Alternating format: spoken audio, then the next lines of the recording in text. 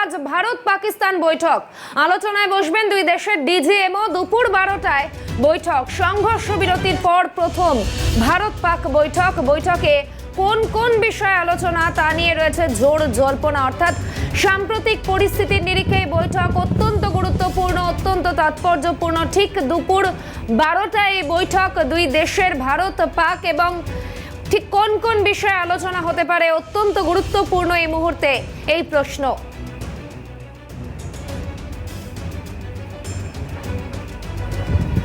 Telephone লাইনে রয়েছেন প্রতিনিধি ইন্দ্রাণী দাশগুপ্ত। ইন্দ্রাণী, আজ দুপুর 12টায় দুই দেশের বৈঠক এবং কোন কোন বিষয়ে আলোচনা হতে পারে তা নিয়ে একটা জোর জল্পনা ইতিমধ্যেই তৈরি হয়েছে, একটু আপডেট জানাও। দেখো, দুই দেশের ডিজিএমওদের মধ্যে আজ হটলাইনে বৈঠক হবে এবং বৈঠকে মূলত তিনটি বিষয় নিয়ে আলোচনা হবে বলে আমরা জানতে পারছি। প্রথমত সংঘর্ষ বিরতি। পাকিস্তানের ডিজিএমও আগ্রহ প্রকাশ করার পর ভারত সংঘর্ষ বিরতি চুক্তিতে রাজি হয়েছে এবং সেই জায়গা থেকে সংঘর্ষ বিরতি চুক্তিতে রাজি হওয়ার পরেও গত পরশুদিন যেভাবে পাকিস্তানের পক্ষ থেকে হামলা চালানো হয়েছিল সেই বিষয়টা নিয়ে অবশ্যই আলোচনা হবে। দ্বিতীয়ত হচ্ছে যে জঙ্গিবাদ। ভারত পরিষ্কার বলে দিয়েছে যে ভারতের ফের যদি কোনো জঙ্গি আক্রমণ হয় তাহলে সেটাকে কিন্তু যুদ্ধকালীন পরিস্থিতি হিসাবে গণ্য করা হবে।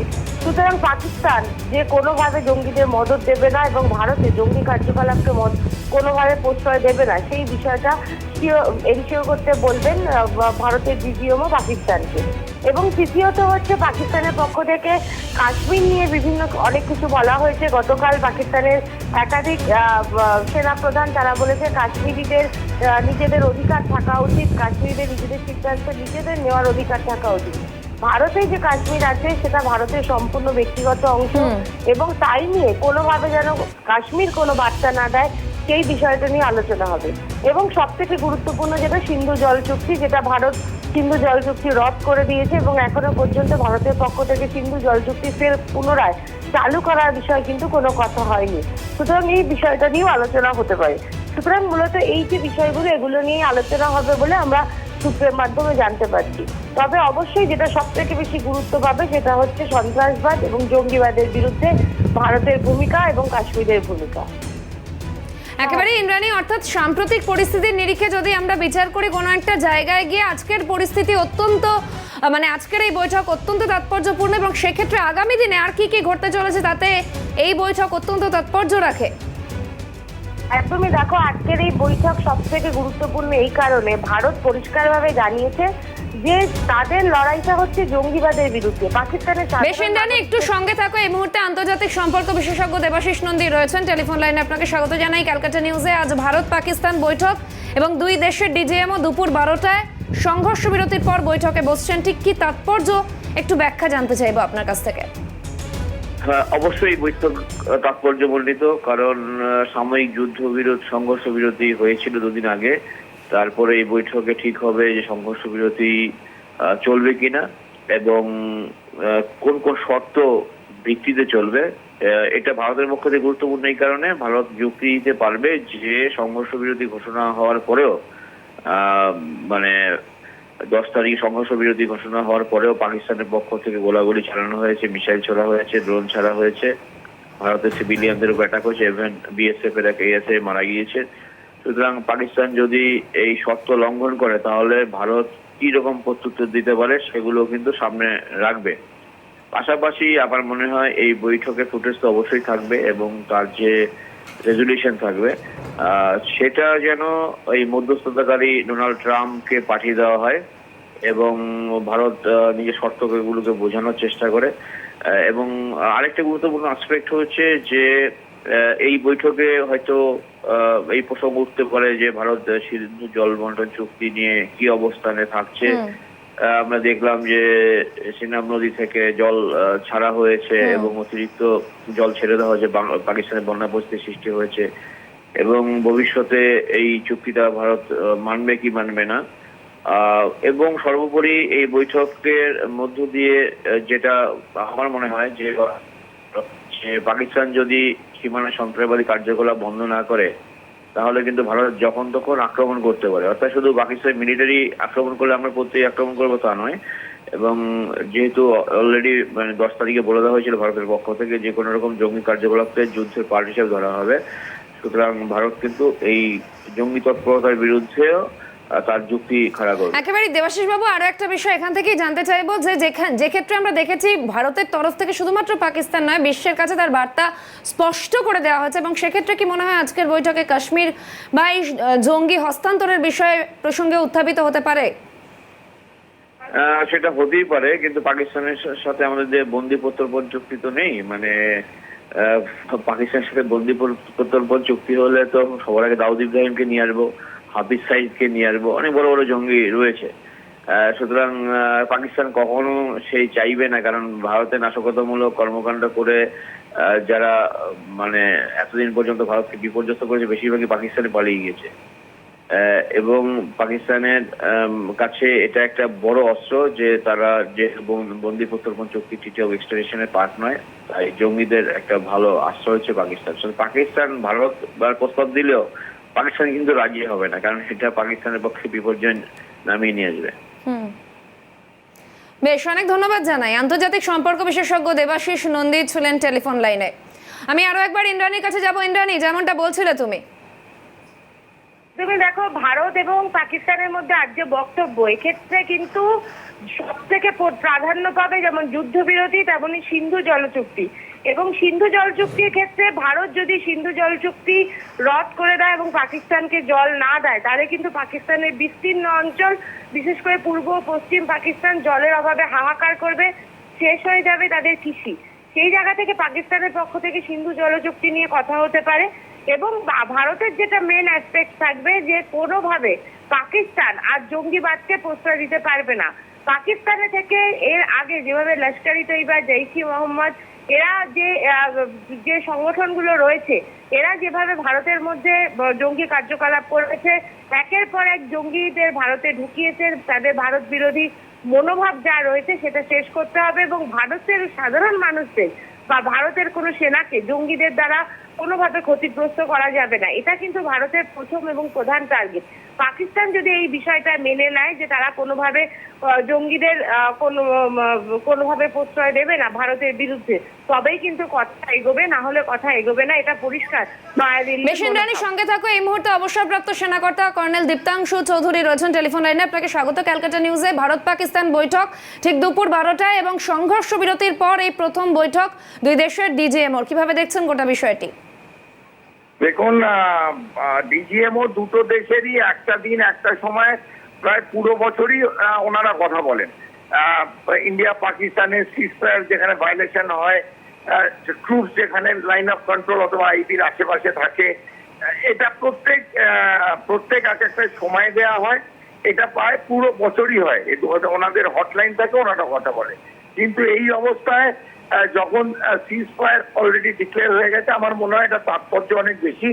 এবং পাকিস্তানকে আমার মনে হয় একটা খুব সোজা বার্তা দেওয়া উচিত। যদি এই সিজফায়ার লঙ্ঘন যে করেছিল, আমাদের যে সিজফায়ার 5টায় 10 তারিখ হয়েছিল, তারপর যে লঙ্ঘন করেছিল এবং তারপর যে ঘটনাগুলো ভারত ঘটায়, এবং অনেকের কাছেই এখন হয়তো পরিষ্কার করে সেই রাত্রিতে যে ভারত কি করেছে সেটা অনেকে হয়তো জানে না। 11টা এয়ারফোর্স বেস নিশ্চিতভাবে গুড়িয়ে দিয়েছে জানে, কিন্তু তার থেকে ওনাদের যে সেন্সিটিভ কয়েকটা জায়গা ছিল, আমার বলতে কোনো আপত্তি নেই, এখন এটা অনেক ইলেকট্রনিক প্রিন্ট মিডিয়া এসে গেছে। ভারত কিন্তু পাকিস্তানের ডিপ ইনসাইড অ্যাটাক করেছে এবং যে মিসাইল ইউজ হয়েছে তাদের, এবং স্পাইস 2000 বলে একটা বাংকার বাস্টার অ্যামিউনিশন আছে, যেটা মাটির তলায় প্রায় 30 মিটার ভেঙে দিতে পারে। এবং মাটির 30 মিটার মানে 90 থেকে 100 ফিট তলায়, মাটির তলায় কি রাখতে পারে আপনার দর্শকরা নিশ্চয়ই বুঝতে পারছেন। এবং আপনারা জানবেন যে 9 এবং 10-এ পাকিস্তানে এই কয়েকটা জায়গায় আপনারা দেখবেন যে ভূমিকম্প হয়েছিল, কোনো ভূমিকম্প হয়নি। এই যে স্ট্রাইক করা হয়েছিল মাটির 90 ফিট নিচে, 30 মিটার নিচে, যে বাংকার বাস্টার করেছিল, একটা কোনো স্পেশাল ওদের স্টক পাইল অফ একটা অ্যামিউনিশন ছিল, আমি বলছি না, কোনো স্টক পাইল অফ অ্যামিউনিশন ছিল, সেটা ভেঙে দেওয়া হচ্ছে। তাতে পুরো পাকিস্তান কেন, পুরো বিশ্ব কেঁপে গেছিল এবং পাকিস্তান গিয়ে ফ্র্যান্টিক কল ওদের যে পাপেট প্রাইম মিনিস্টার আছে শাহবাজ শরীফ ট্রাম্পের কাছে যায় এবং তারপরে ঘটনা সব আমরা জানি। এই ঘটনা ঘটেছিল বলে পাকিস্তান ওরা বুঝতে পারেনি ওদের কি হিট করেছে এবং কোন জায়গা থেকে হিট করেছে। ভারত দেখিয়েছে ভারত পারে এবং ভারতের কাছে হাঁটু গেড়ে পাকিস্তান বসেছে এবং ট্রাম্প মার্কিন যুক্তরাষ্ট্রর যে বিভিন্ন আন্ডার সেক্রেটারি আছে হাত জোর করে বলেছে ভারতকে থামাতে, কারণ এমন একটা জিনিস উড়ে যেত এবং সব শেষ হয়ে যেত পাকিস্তানে, তার থেকে পাকিস্তান নিজেদের বাঁচালো। আমার মনে হয় এই বার্তা দেওয়া উচিত যে যদি পাকিস্তান বিহেভ করে এই বার্তা যে ভারতবর্ষ দিয়েছে তাহলে সবার জন্য ভালো। আমরা তো শান্তি চাই, ভারত শান্তি চায়, ভারত তো কোনোদিন এগিয়ে গিয়ে লড়াই করেনি, কিন্তু আমার যদি সাধারণ নাগরিকের গায়ে হাত দেয় নিশ্চিতভাবে তার প্রত্যাঘাত হবে। বেশ, অনেক ধন্যবাদ জানাই কর্নেল দীপ্তাংশু চৌধুরী, অবসরপ্রাপ্ত সেনাকর্তা ছিলেন টেলিফোন লাইনে। এবং ভারত পাকিস্তান বৈঠক আলোচনায় বসবে, দুই দেশের ডিজিএমও টেলিফোন লাইনে রয়েছেন, সঙ্গে আমাদের প্রতিনিধি ইন্দ্রাণী দাশগুপ্ত। ইন্দ্রাণী, একদমই দেখো, ডিজিএম মুখোপাধ্যায়ের এই বৈঠক কিন্তু তাৎপর্যপূর্ণ, কারণ ভারতের যে জঙ্গি বিরোধী বা আতঙ্কবাদ বিরোধী যে অবস্থান সেটা পাকিস্তানকে মেনে নিতেই হবে। বৈঠকের প্রথম এবং প্রধান এজেন্ডাই কিন্তু এটা। ভারত কিন্তু একবারও বলেনি যে পাকিস্তানের সাধারণ নাগরিকদের প্রতি তাদের কোনো আক্রোশ আছে বা ভারত পাকিস্তান দখল করতে চায়। ভারতের পরিষ্কার কথা যে আমার দেশে ঢুকে যদি তুমি আতঙ্ক চালাও, আমার দেশে ঢুকে যদি তুমি জঙ্গি কার্যকলাপ চালাও, তাহলে কিন্তু আমি প্রত্যাঘাত করব এবং সেটা যে কি ভয়ানক হতে পারে সেটা কিন্তু ইতিমধ্যেই ভারত বুঝিয়ে দিয়েছে। গতকাল সেনার পক্ষ থেকে যে প্রেস কনফারেন্স করা হয়েছে সেখানে কিন্তু বলে দেওয়া হয়েছে যে পাকিস্তানের একাধিক এয়ারবেসকে ভারত শেষ করে দিয়েছে, সেই ছবি পর্যন্ত দেখানো হয়েছে। এবং দ্বিতীয়ত যেটা বলা হয়েছে যে কোনো ভারতের পাইলট অসুরক্ষিত অবস্থায় নেই, অর্থাৎ প্রত্যেক পাইলট ফিরে এসেছেন। সুতরাং পাকিস্তান বুঝে গিয়েছে যে ভারত পাকিস্তানের ভেতরে ঢুকে যে কোনো সময় যা কিছু করতে পারে, কিন্তু পাকিস্তানের ক্ষমতা নেই সেটা প্রতিরোধ করার। সেই জায়গা থেকে পাকিস্তান যদি ফের জঙ্গিবাদকে প্রশ্রয় দেয় বা এর আগে যেভাবে বারে বারে আমরা দেখেছি ভারতে ঢুকে পাকিস্তানি জঙ্গিরা। ইন্দ্রাণীর সঙ্গে থাকো, এই মুহূর্তে অবসরপ্রাপ্ত সেনাকর্তা ক্যাপ্টেন তাপস বন্দ্যোপাধ্যায় রয়েছেন টেলিফোন লাইনে। আপনাকে স্বাগত ক্যালকাটা নিউজে। ভারত পাকিস্তান বৈঠক ঠিক দুপুর 12টায় এবং সংঘর্ষ বিরতির পর প্রথম ভারত পাক বৈঠক, কিভাবে দেখছেন গোটা বিষয়টি ক্যাপ্টেন বন্দ্যোপাধ্যায়? যখন সিজফায়ার হয়েছিল ঠিক হয়েছিল তখনই বলা হয়েছিল যে 12 তারিখ দুপুর 12টার সময় দুই দেশের ডিজিএমও সিচুয়েশনটা রিভিউ করবে। সিচুয়েশন যেটা দেখা যাচ্ছে যে পাকিস্তান তো তাদের যুদ্ধবিরতি লঙ্ঘন করেছে 3-4 জায়গায়, একটি জায়গায় করেছে, সেই নিয়েই আলোচনা হবে। ওরা যদি যুদ্ধবিরতি লঙ্ঘন করতেই থাকে আর যদি ফায়ারিং করতেই থাকে তাহলে এবার ইন্ডিয়া তার উপযুক্ত রিটালিয়েট করবে, এইসব ব্যাপার নিয়ে আলোচনা হবে। আর এর থেকে বেশি এই মুহূর্তে কিছু করার আছে বলে মনে হয় না। এই সমস্ত বেশ, ধন্যবাদ জানাই। অবসরপ্রাপ্ত সেনাকর্তা ক্যাপ্টেন তাপস বন্দ্যোপাধ্যায় ছিলেন টেলিফোন লাইনে। এবং দেখুন, এই মুহূর্তে অত্যন্ত তাৎপর্যপূর্ণ এই বৈঠক, কোন কোন বিষয়ে মূলত আলোচনা হতে পারে। এবং ভারত পাকিস্তান বৈঠক আলোচনায় বসবেন দুই দেশের ডিজিএমও ঠিক দুপুর 12টায় এই বৈঠক। সংঘর্ষ বিরতির পর এই প্রথম ভারত পাক বৈঠক এবং জানিয়ে ইতিমধ্যেই ঠিক কোন কোন বিষয় সম্পর্কে আলোচনা হতে পারে তা নিয়ে রীতিমতো জোর জল্পনা ইতিমধ্যেই শুরু হয়েছে। কারণ আমরা দেখেছি, আরও একবার যাব ইন্দ্রাণীর কাছে। ইন্দ্রাণী, যে বিষয়টা নিয়ে আলোচনা হচ্ছে এই মুহূর্তে মূলত ঠিক কোন কোন বিষয়ে গুরুত্ব আরোপ করা হতে পারে এই বৈঠকে? কারণ অনেকগুলো বিষয় বিগত কয়েকদিন ধরে আমরা দেখে চলেছি যেগুলো বারবার প্রকাশ্যে আসছে এবং যেই বিষয়গুলো নিয়ে অনেক প্রশ্ন উঠছে। ইন্দ্রাণী,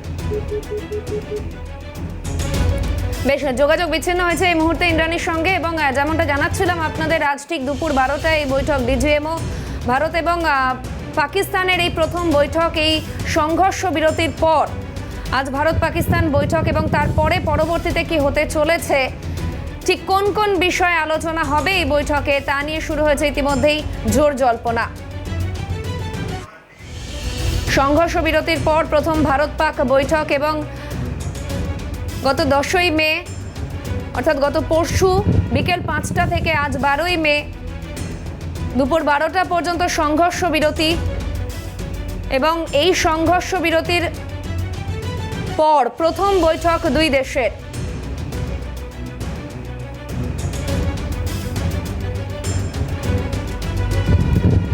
সংঘর্ষ বিরতির পর প্রথম ভারত পাক বৈঠক।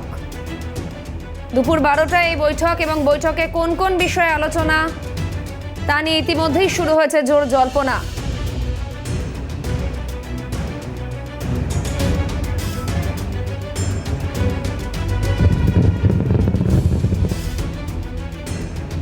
আর এই মুহূর্তে আন্তর্জাতিক সম্পর্ক বিশেষজ্ঞ রাজাগোপাল ধর চক্রবর্তী রয়েছেন টেলিফোন লাইনে। আপনাকে স্বাগত জানাই ক্যালকাটা নিউজে। ভারত পাক সংঘাতের আবহ, সংঘর্ষ বিরতি এবং সংঘর্ষ বিরতির পর আজ দুপুর 12টায় দুই দেশের প্রথম বৈঠক, কিভাবে দেখছেন? হ্যাঁ দেখুন, যুদ্ধবিরতিটা আচমকাই তো আমাদের কাছে লেগেছে। আমরা কেউই বুঝতে পারিনি যে হঠাৎ এরকম যুদ্ধবিরতি হবে। তো আমেরিকার কোনো একটা ইন্টারেস্ট ছিল, হয়তো হতে পারে পাকিস্তান বলেছে আমরা এবার নিউক্লিয়ার ব্যবহার করবো, হ্যাঁ তোমরা ইন্ডিয়াকে বুঝাও, ব্ল্যাকমেল করতে পারে আমেরিকা, পাকিস্তান আমেরিকাকে ব্ল্যাকমেল করতে পারে। যাই হোক, সেটা তো আমরা যখন সাডেনলি মেনে নিয়েছি, তারপরে দেখা গেল ওরা আবার সেই গোলাবর্ষণ করছে।